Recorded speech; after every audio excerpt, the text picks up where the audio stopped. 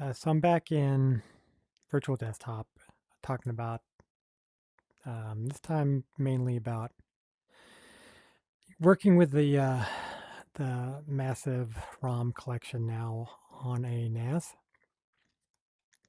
and trying to get to where it's playable.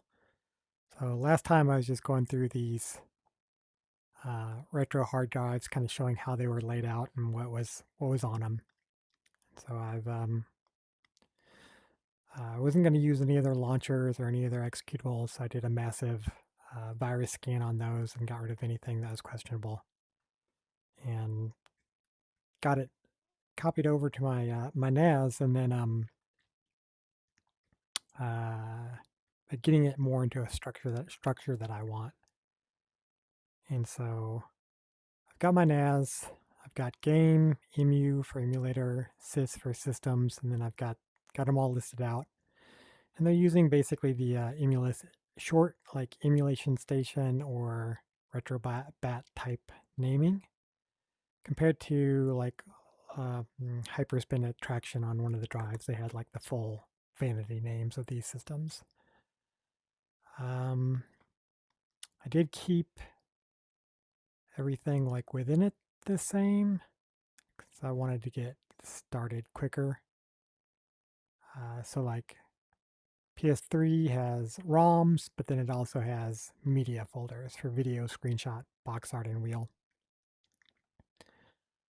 So I've got my PS3 and it'll be effectively the same. I have more folders because I also grabbed the folders from the other drive, the Kinhank, and brought those over as well because I wasn't sure which media was going to actually work. The key right now is that's going to work for me is this game list.xml, so I'll get into that a little bit later. But I just brought everything over basically per system, exactly the same, and I cleaned it up. Like PS3, they had just the loose folders with files. That's just too many files that I want on my NAS, so I did convert these to ISOs. And at some point I can do like a speed test of showing you loading one of the largest ISOs to see how long that actually takes, if it's a problem or not on the NAS. From initial testings, it's not a problem.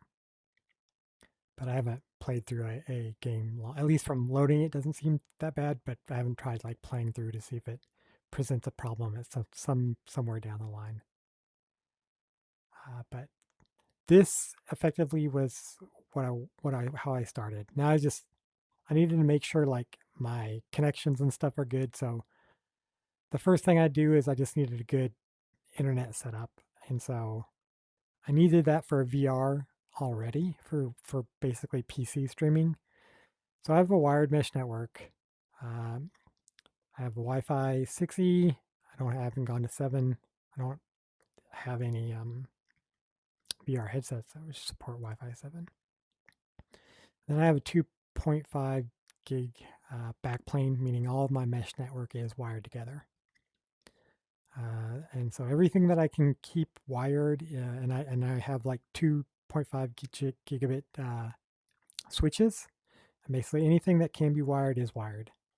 I'll try to reduce my Wi-Fi traffic. I know some people will keep a standalone router just for VR. I don't want to do that. Instead, I'm just trying to not flood my Wi-Fi, and that seems to be good enough for me.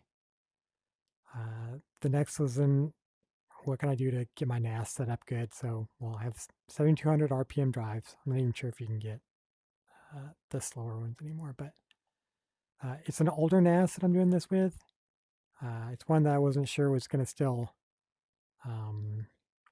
It's actually a NAS that I had that died on me once. The power supply went bad, and I just tried to fix it with a power supply, and it's working great now. So that's what I just recovered it. But it doesn't have the ability to add an M2 SSD cache, which would be a nice thing to have. I'm using RAID 6, and it's not encrypted. Since it's just ROMs, I don't need to protect any of this, so encryption would have definitely slowed it down. Now, I know when I was looking at some other YouTube videos, people were saying to use NFS or link aggregation. I've used both of these in the past. NFS was useful for me on an Android media streamer. I think specifically the NVIDIA Shield is where I saw the benefit at one point. Granted, I think this was also before I had SMB3 support on my NAS. And then the other one was link aggregation because my NAS has 4 1 gigabit ports. I can't add a faster connect, but I had a switch at one point that supported link aggregation, and I set that up, and that was kind of a hassle. It did have moderate gains, but it would periodically break. I think like one of the things I would break, like my, it was very rarely, but every once in a while my switch, one of the Ethernet pins, it would just not get a gigabit connection. It would like resolve down to 100 megabits per second, and that would like just mess everything up. And that's happened so infrequently, like seriously, like once a year. Just be, everything would keep working, but stuff would just be really slow. And you're like, what's going on? And then eventually I'd track it down to, I need to recycle my switch and everything's happy again. But link aggregation was basically just an aggravation. So I did not, I haven't used it, but also since I've moved to 2.5 gigabit switches, I don't think they actually have link aggregation on them. But since then, my NAS software is updated to support SMB3 Multichannel. So that is what I'm using right now. So I have 2 of the 1 gigabit ports plugged into a switch, and multi-channel is enabled on the NAS. And right now I have a single connection to my PC that we're streaming right now, but it is 2.5 gigahertz wired connection, gigabit connection. So I think preferably I need to get another 2.5 gigabit connection on the PC as well to really push multi-channel. If I'm looking at my NAS and copying like a large file over, or actually I think I did my test of I was reading a large file. I could see that both channels were being used to get that file over slightly faster. So that, and I'm assuming that's going to come into play not so much when I'm loading a small ROM, but if I'm going through a list of files. And I will probably test that out further once I get another 2.5 gigabit connected to my PC. I think if I have an additional 1 gigabit port already on my PC, but I don't think that if I connect a 2.5 gigabit and a 1 gigabit both into my switch for that PC, I don't think it's going to actually get the benefit of multi-channel. I think they both have to be the same. I'm not entirely positive about that, but it is working at least from between the switch and the NAS. And then I'll see if I can also get multi-channel working on my PC. But at least from when I've used NFS and link aggregation before, I think what's changed is SMB3, and that's working. It seems to be working good for me. So we'll look at that in a bit. The next is I kind of want to figure out what launcher I was going to use. So the ones I was initially considering were RetroBat and Launchbox. I know there's some other streamers that I know have NAS devices and they were using Launchbox as well. For Launchbox, I already had a license. That's part of the reason, and I think it looks really nice. But I know it could import ROMs. Like I knew from other streamers it would work with network drives. The thing I wasn't expecting is it wants the media to also be local, and I'm not ready to do that yet. So I just copied over all the media from these drives to the NAS. And for now, I just want it all localized on the NAS, including the media. And I may change that later, but for now, that's what I was going for. But I knew all the media wanted to be over there because, like, if I look at this Launchbox images, right, this Launchbox install, it's got all the images, it's got all the emulators, but there's no ROMs here because when this was set up, it's it's pointing to all the folders in RetroBat in the ROMs directory. So where RetroBat has 7 terabytes of ROMs and also media, Launchbox is just the media and pointing to the ROMs here, at least for this pprint install. So that at least let me know that Launchbox could point, to the other directories, and I didn't think RetroBat could. From other videos I was watching, I saw people, they were doing symbolic links like into this directory. So I do have, let me minimize this. I do have RetroBat installed right now. So this is on one of my PC's local drives, and it creates this ROMs direct. Well, the first thing is you have to, get the BIOS, and then you also need the ROMs. Now it hydrates all, when you install it, it gives you all these folders. Granted, I don't have these 240 systems, I think. The ones that I have like somewhere between 100 and 150 from these drives. But from this install, the pprint install, they populated as many of these as they could. So you can just get a quick look. So they've got these same folders, and then where does it go? It stops like so here. So from here up, these systems, they've populated with some ROMs on those hard drives. Otherwise, all these folders are empty. So I didn't want to have to either symlink these folders. It was just too inflexible. But the key was I found out was about Bat GUI. Well, I'll show you that here.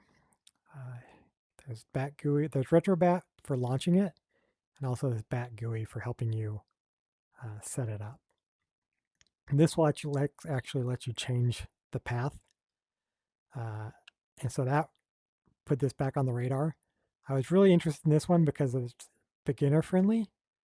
But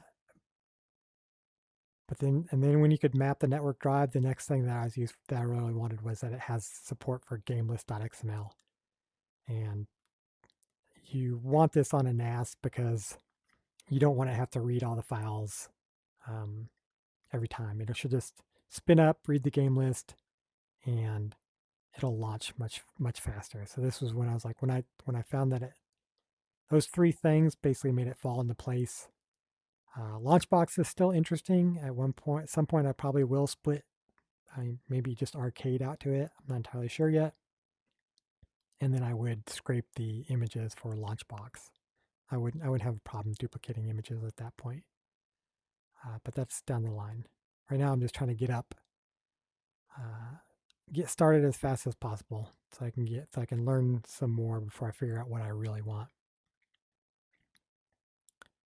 In Bat GUI, let's look at that now for RetroBat. So I went with RetroBat.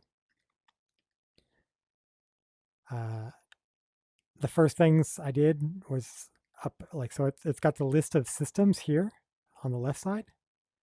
It's also got settings at the top. So for RetroBat INI, I killed the intro video, and if there was one playing, I'd set it to where I could have the gamepad kill it. The only other change I made was for game list only. If we hover, it says it will only parse gamelist.xml. It's not going to read any other files. So this just is for speed. And so with this option, what I want is I can update the game list per system, whenever I want. And when the game list is updated, then when I launch RetroBat, it'll automatically get those new changes. But the main thing I want in the meantime is just launch speed. And so even if I add stuff and I'm prepping another system to get added in, it won't show up until I actually get the game list hydrated. But I will do that at my own time. And I don't want to be within RetroBat itself and have it doing the scraping and all that. That just seems like a nightmare, especially for a large system. For a large number of systems, I'm just going to go through them one by one whenever I have some time.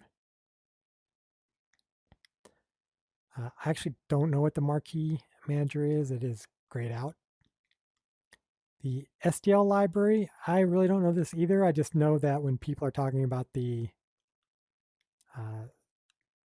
new Steam controller, they mentioned that I think it just recently got SDL. I think this is some lower level input other than X input, direct input. I think this lets you choose which version you want, but I haven't messed with it for now. I do have the X-Arcade2TV, that's what I'm using for this. I'll show you its inputs later. It does have a CHD manager built in with batch conversion. So this is really nice. So I will go and clean up some more of the ROMs from the retro hard drives and get them into CHD format. So I like this a lot. Just haven't used it yet. It'll let you define custom collections. I haven't messed with any of this yet. And then the BIOS checker is really nice. So this is, I wasn't able to point the BIOS path to the NAS drive. It's got to be local, so I did have to get those. Easily search for BIOS for RetroBat, and you can find them. And it'll just scan the files and make sure it's got the right ones or that they're there. It'll do a hash if it knows the hash. So I like this a lot. So you can kind of make sure everything's set up and ready to go. Then per system. So I do have 3DO from there.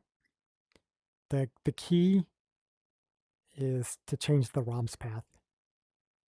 So you can do this per system, which is kind of annoying. I was hoping that I could go and like just set a base ROM path, maybe like in the RetroBat INI, but there's nothing like that that I could find. And I didn't want to do the symbolic link. I'm only doing a normal mapped network drive, which for an R drive, and then I'm pointing to that mapped network drive. And I just have to do it per system. So all I do is set this, and then it also discovers that the game list is at that location. So this is where the game list gets tied in. And I didn't have to change it over here.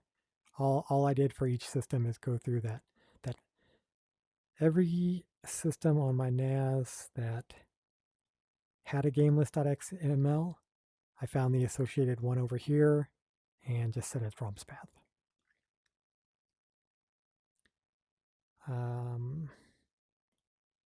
Then the question is, well, what if I want to, I need to get these other, not all of them has a game list. So what's probably up here? So add vision. It's got ROMs, there's no game list. So how would I fill that in? The two tools that I know about right now are Scraper with a K. Whenever I've watched videos, a lot of the launchers will go out to screenscraper.fr. I believe scraper.net is associated with that website, and it's just a GUI to let you scrape the systems, but standalone. So the same reason I like Bat GUI as an easy way to configure RetroBat without actually being in, the full screen mode. Scraper is like the same way to do scraping in a standalone. So I have that here.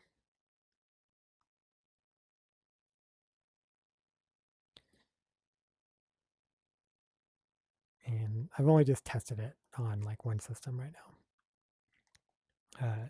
It did find a number of my systems pointed to the NAS, so well, the map network drive, so it knows. So this one I can set the root. The key thing is when I was doing the wizard, it gives you 4 options: recal box, launch box, generic, and RetroPie. The reason to choose recal box, I guess, is because it's also based on Emulation Station.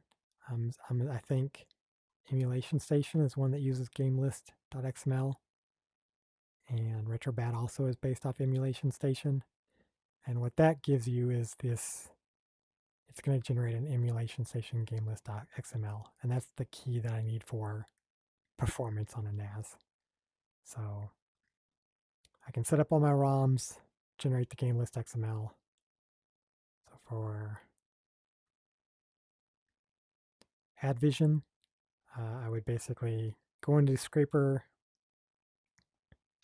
Is this one set up? I'm not seeing it right now.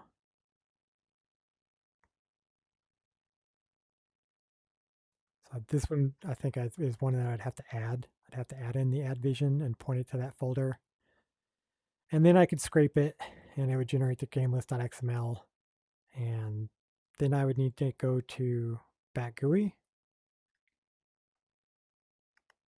and set it up to point to that map network drive, and then it would show up in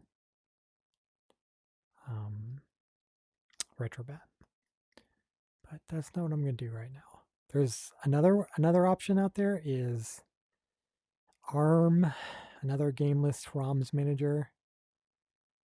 I'm not sure if this one's. I'm actually not sure if either of these are in active development, but I like that there's at least 2 options. And that RetroBat is so popular right now, I'm hoping that these continue development. The next thing I need to do is figure out like controls. So the RetroBat wiki is a very good resource. I've been going through this slowly. And the one thing that we're going to look at is hotkeys. So it's got the normal input controls. So for the X-Arcade2TV, I have it set up in the X input solo purple mode. I don't have it set up for two-player because I'll show you the controls here. So in black are the normal X input control mapping, and that's what I'm using just by default. But then these hotkeys that it supports are if you select, specifically it is the select or the back key on a controller, which is here on the in the purple mode. If you hold this, then it enables a secondary command on all of these inputs. So the ones I've just used so far is select and then start, and that'll exit whatever ROM is playing to get you back into RetroBat UI. And then I also can do fast forward if it's got a long intro sequence. I can hold the select key and hold down, which would be the directional right keypad, D-pad basically, D-pad right. Then that will let you do fast forward. So there's fast forward, rewind, save, load, game center console, I think, a specific emulator menu, eject, AI translation, choosing a disk, and choosing a save slot, pause the emulator if it supports it, and I think a screenshot. So I haven't used any of these other than exit and fast forward so far, but This is the controller mapping for X-Arcade2TV in purple mode with the hotkeys support. The problem that I was running into though is like when I do the hotkey and start to exit whatever ROM was playing, I was getting either Steam would open or a keyboard would open. So let's go into Steam. What I thought I could do is I thought I could add RetroBat as a non-Steam game, and then I'd be able to disable the Steam overlay and Steam input. So if I go to properties, like controller, I would just disable it. And where's Steam overlay? Yeah, this one's already disabled. So I was hoping that that was going to work, but that doesn't appear to work. That works for Steam games. It doesn't appear to work for non-Steam games. That was some sort of like, they're calling it a desktop mode. So I had to go and disable those more globally. I took RetroBat out of Steam. So then for the interface, no, in-game, sorry. I disabled the Steam overlay. I've typically just been doing this per game, but I think I do it pretty much for every game, so globally is fine. And then the other part was in the controller, advanced settings. Yeah, so I disabled this guide button to show focus Steam because when I was using the hotkeys on here, I could sometimes launch, like basically I'd hit the guide button twice and Steam would load. And I didn't want Steam loading over RetroBat full screen. And the other one was these guide button chords. This was if I was doing like trying to exit, I'd hit the hotkey and start to exit, and that would bring up like either Steam or Alt Tab, or would bring up like a keyboard Steam's keyboard overlay. So I disabled both of those. And so now the other option was to totally exit out of Steam, but I'd never do that. I would never do that. It's too inconvenient. So Steam's running or not, I still want to just be able to use RetroBat without having interference. So let's finally dive into it. So no video, launches super fast. These are the systems from the hard drives that had gamelist.xmls by default. I haven't really changed. I think I've played around with the Jaguar CD and maybe the 3D01 so far. I haven't done any other new. I'm using a tile theme is what I've got because I wanted to see just as much as possible. Let's try to go in. Well, 3D is scary because there's some questionable ones in here, but okay, let's go here. Alone in the Dark. Let's see if I can get the fast forward to work.